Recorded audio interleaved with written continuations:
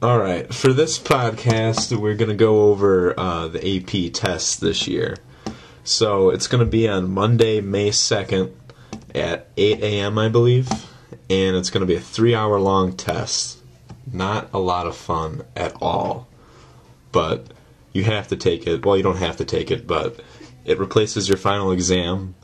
And if you get a 3 or above on this test, then you receive college credit for chemistry, which is a big deal. So, all of you should definitely take it. So, how it's going to be is you're going to come in that day into Mrs. Weber's room, hang out there for like 10 minutes until 8 o'clock, and then you're going to head over to Muzz's, which is where you're actually going to take the test. And then you're going to take section 1 of the test. And what that is a 90-minute section to answer 75 multiple choice questions. And of those 75 questions, it's going to be 20% of those is going to be on the structure of matter, and that's stuff like Lewis structures, atomic theory, atomic mass, isotopes, Vesper theory, and geometry when it comes to Lewis structures. And there's also going to be, there could be nuclear chemistry on there, which we don't cover here at Elk Rapids. So it's a good idea to just kind of look over and review that in case 1 or 2 of those shows up on the test, that you know what they're talking about, because it's fairly easy stuff. The next 20% of part 1 is going to come from states of matter, and that's going to be your gas laws, your change of states, lattice energy solutions. So there's going to be a little bit of math involved with this. And the gas law equations aren't on the equation sheet. You don't know? I don't think they are on the equation sheet. I think you have to have the gas law equations memorized. So that's always a good idea, because if you don't know the gas law equations, then you can't really do those problems too well. And the big section of part 1, with 35 to 40%, is reactions. And this is going to be, you're going to be typing reactions, balancing redox reactions, equilibrium problems, stoichiometry problems, kinetics, thermodynamics. Very math-heavy section right here, which is unfortunate because you don't get to use a calculator on this section of the exam. So, I mean, the math isn't going to be stuff that you're actually going to need a calculator for, but you're going to have to go through the steps of equilibrium and stoichiometry, which does involve math.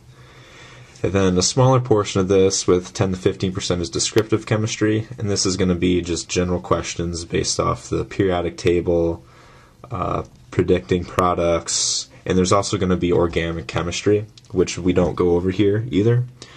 And you're going to want to review that. And I think there's just like the functional groups is the main thing you have to know for organic chemistry. And then the last 5 to 10% of this section is going to be lab. And mainly there's going to be a couple safety questions, maybe a couple questions regarding how you record data or how you make observations. So all of those parts make up 75 multiple choice questions that you have 90 minutes to answer. The thing that's new this year is that there's no quarter point deduction for every question that you get wrong. Like last year, when Michelle and I took the test, hey, you get points for every question you get right. No points for the questions you don't answer, and then a quarter point deduction for every question you get wrong. That's boo. Michelle says boo. That is done away with this year, and you get a point if it's right, and no points if it's wrong or if there's no answer. So it's to your advantage. It's to your advantage to answer every question you possibly can. Okay. That is section 1. Then after that, you get a 5-minute break. There's probably going to be food out in the hall for those 5 minutes. Stretch the legs, stretch the brain, come back, and then you take section 2, which is no more fun than section 1 was. The first part of that, part A, is 55 minutes long. And you're going to be provided with an equation sheet, a periodic table, and a couple other data charts. And you're going to have to do calculations. This is where you get your calculator. Part A, you get your calculator, and there's 3 AP problems. As if you haven't done them yet, you're going to hate them to the bone. by the time you take this test, because they're really hard calculations, very labor-intensive calculations. I think you get 20 minutes a piece, so they're hefty. And you have 3 of those, and 1 of those is going to be a problem based on equilibrium. But if you know your stuff, you shouldn't have that much trouble. Yeah. I mean, they're not impossible. If you know what you're doing, they'll be fine. But like last year, they had one all about organic chemistry, and we didn't learn about that. So that was not fun. So make sure you learn like stuff like nuclear chemistry and organic chemistry in case it shows up on this section of the test, because this section is going to be worth more than just one multiple choice question. Yeah, don't depend all on class. Make sure you study by yourself, too. Yeah.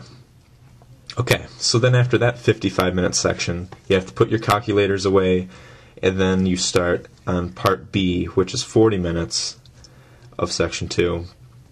And then you have to do the infamous number 4, which is net ionic equations, which you will go over and over again so many times because it shows up every single year, and it is one of the hardest sections.